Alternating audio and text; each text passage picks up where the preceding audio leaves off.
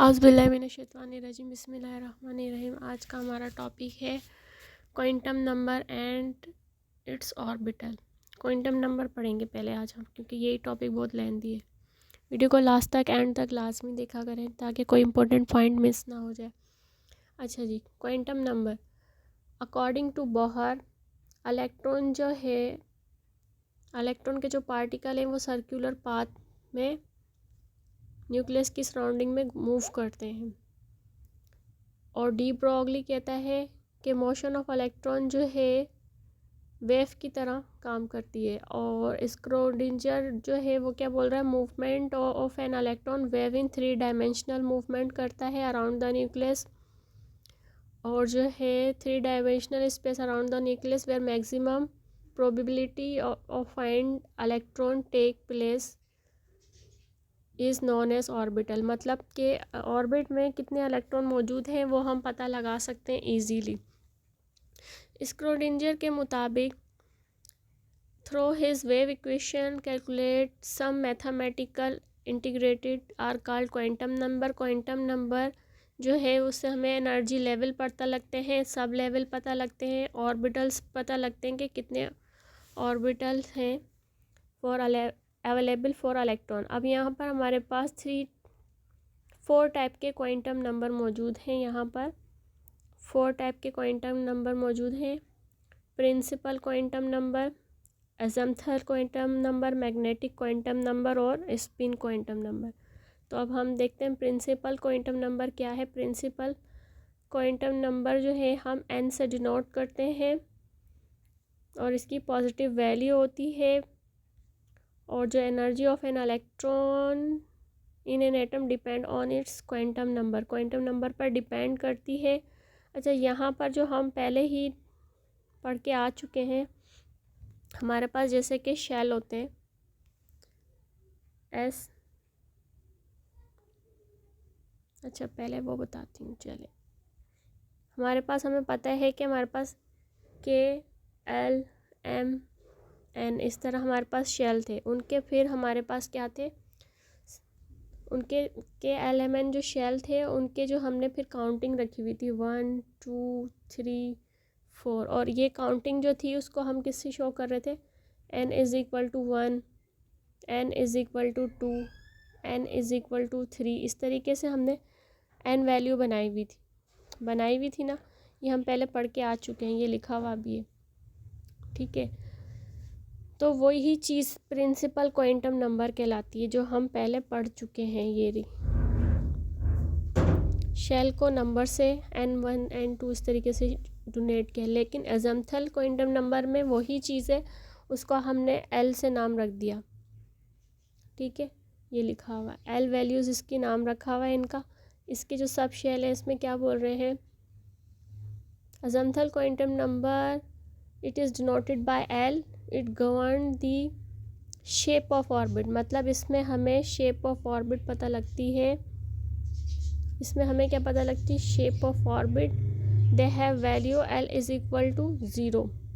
अब यहाँ पर हमारे पास पहले n1 n2 n3 से स्टार्ट हुई थी, लेकिन यहाँ पर हमारे पास जो है, यहाँ बता रहे हैं l इज़ इक्वल टू 0 है, तो इसका मतलब है n-1। अब इसको हम किस तरीके से देखते हैं, यहाँ पर चार्ट भी है,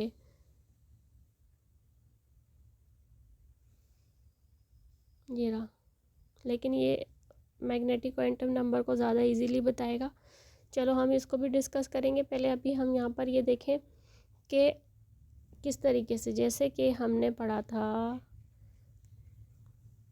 एस, हमने पढ़ा था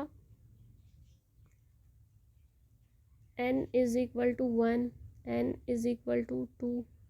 हमने पढ़ा था कि एस, चलो एस शेल था ना, एस पी डी, इस तरीके से हमारे जो थे शेल थे, और वो हमारे पास 1 2 3 से स्टार्ट हो रहे थे। n is equal to 3। तो अब हमारे पास जो है l इज़ इक्वल टू 0 से स्टार्ट होगी, l is equal to 1, l is equal to 2। इस तरीके से काउंटिंग स्टार्ट होगी। यहाँ पर देखें, उसमें ये बताया हुआ भी है। They have value l is equal to 0 to n minus 1. When value of l is equal to 0 the orbit is called s. जैसे अभी हमने पढ़ा कि हमारे पास जो s ऑर्बिट होगा तो उसमें l वैल्यू क्या होगी 0. जैसे कि यहाँ लिख लेते हैं हम s p d f. यहाँ पर हमारे पास पहले स्पिन क्वांटम नंबर में हमारे पास क्या था n is equal to 1, n is equal to 2, n is equal to 3, n is equal to 4. But here l value क्या होगी हमारे पास l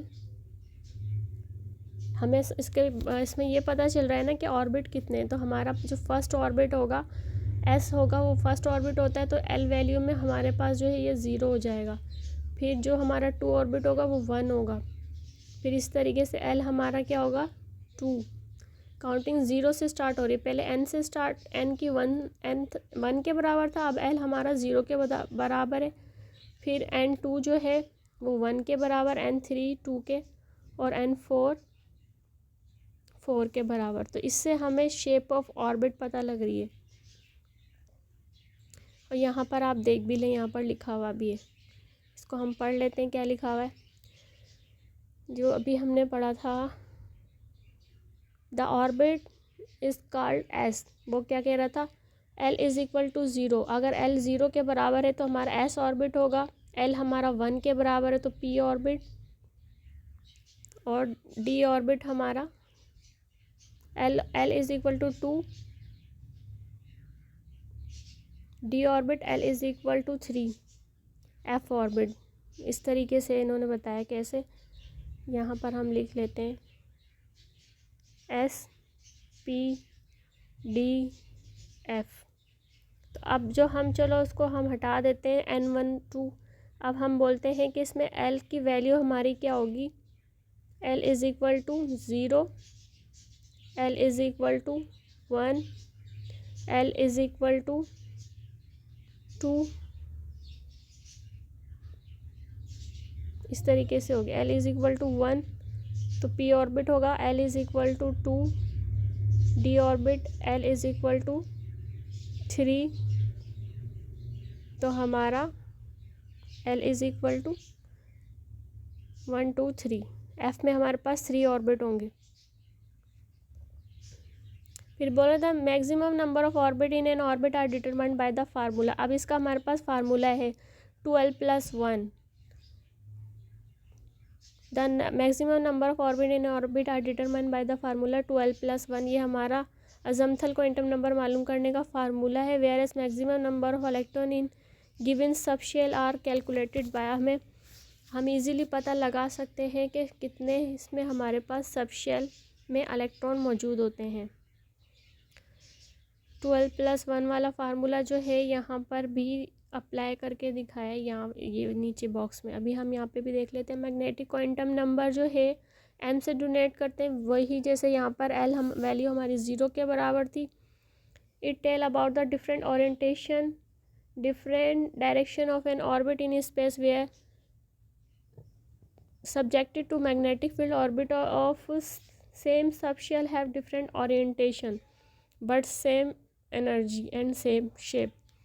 जब हमारे पास जो है इसमें ओरिएंटेशन और ऑर्बिटल्स की पता लगेगी कि एक ही ऑर्बिट में किस तरीके से ऑर्बिट दूसरे मिक्स हुए हुए. मतलब अगर ये हमारे पास s है तो s के साथ हमारे पास p भी है और इसमें हमारे साथ d भी है. इस तरीके से ऐसी शेप जो बनती है इनकी तो वो किस तरह बन रही है. इस तरह जो शेप बनती हैं ये शेप कैसे हो रही है, इनकी ओरिएंटेशन कैसे हो रही है.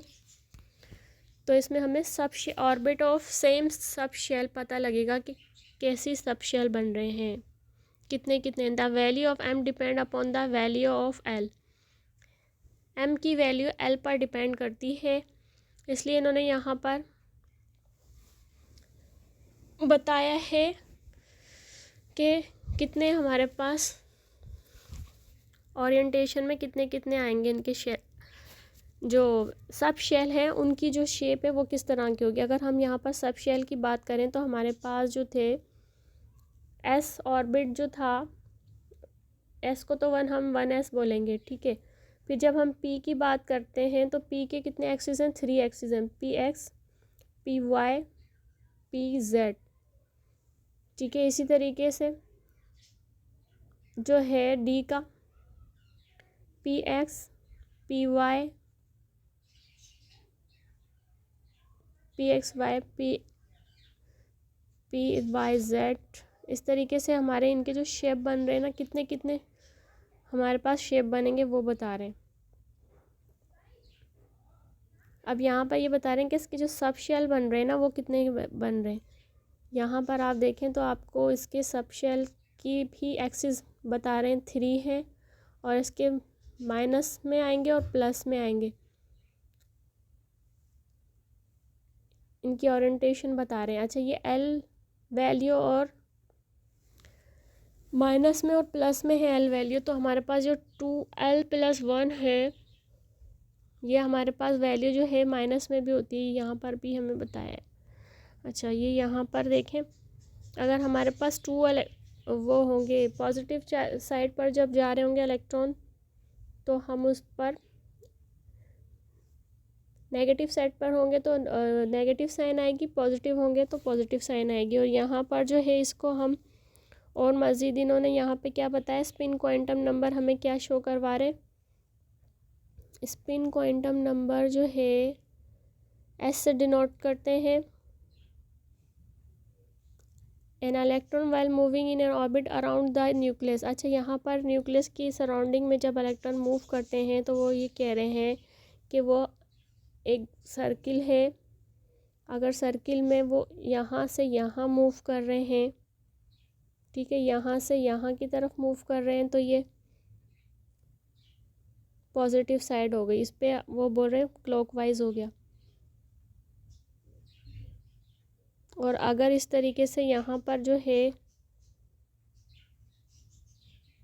यहाँ से यहाँ घूमेगा तो नेगेटिव होगा। मतलब जिस तरीके से हमारे पास वॉच जो है उसका अगर हम इस तरह एरो बनाएं तो ये पॉजिटिव साइन होगी ना इसकी, और इस तरह अगर इलेक्ट्रॉन रोटेट करें तो ये नेगेटिव साइन होगी। तो इस तरीके से ये बताना चाह रहे हैं कि स्पिन जब करेंगे, इलेक्ट्रॉन मूवमेंट करेंगे तो पॉजिटिव और नेगेटिव साइड दोनों साइड से करेंगे। तो इसी वजह से इन्होंने यहाँ पर जो है स्पिन क्लॉकवाइज लिखा हुआ है, नेगेटिव साइन आएगी, एंटी क्लॉकवाइज होगा, पॉजिटिव साइन आएगी। यहाँ पर जो हमारे पास इलेक्ट्रॉन जो स्पिन कर रहे हैं उसका हमारे पास क्लॉकवाइज और एंटी क्लॉकवाइज जब स्पिन कर रहे हैं तो हमारा S = 1/2 प्लस 1/2 क्लॉकवाइज में होगा। अब यहाँ पर हमारे पास जो ये टेबल है, इस टेबल में अगर हम देखें तो यही लिखा हुआ है कि मैक्सिमम नंबर ऑफ़ इलेक्ट्रॉन कैसे कैसे एनर्जी लेवल में n से, हमने अभी पढ़ा था n से शो कर रहे हैं। उसके बाद जो है हमारे पास सब एनर्जी लेवल जो है, सब शेल जो होते हैं ऑर्बिटल्स S-P-D-F जो हैं उसमें मैक्सिमम कितने इलेक्ट्रॉन होते हैं, 12+1। इसका फार्मूला था ओरिएंटेशन का, -L और +L, और 0 के बराबर है वो हमने अभी पढ़ा था कि L वैल्यू उसके बराबर M वैल्यू होगी, तो इस वजह से इन्होंने दोनों को 0 ही रखा है।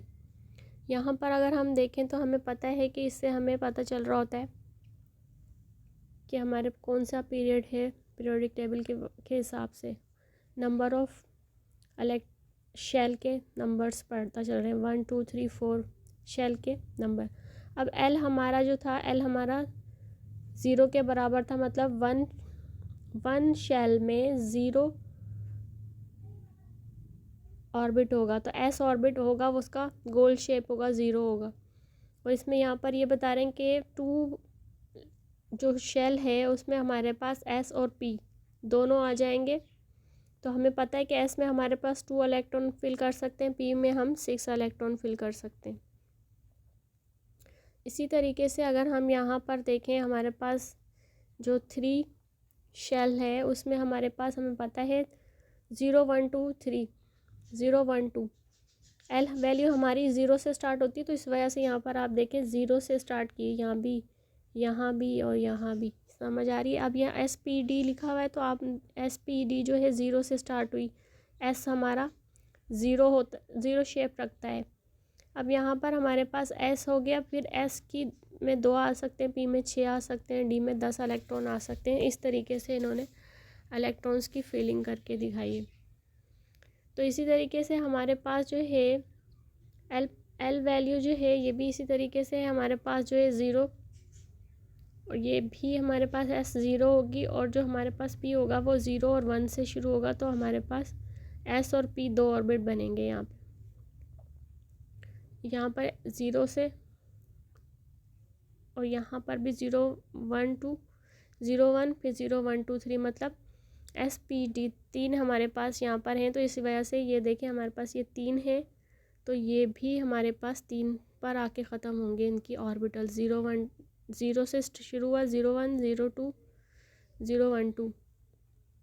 इसी तरीके से आप यहाँ पर अगर हम देखें तो यहाँ पर भी हमारे पास जो है क्या लिखा हुआ है, यहाँ पर हमारे पास SPDF हमारे पास 4 हैं ऑर्बिट। तो ये ऑर्बिट जो है M वैल्यूज़ के मुताबिक हमारे पास 0 से ही स्टार्ट होगा, L वैल्यूज़ के बराबर था, फिर 0 1 फिर 0 1 2 फिर 0 1 2 3। तो पॉजिटिव और नेगेटिव दोनों L वैल्यूज़ हो सकती हैं।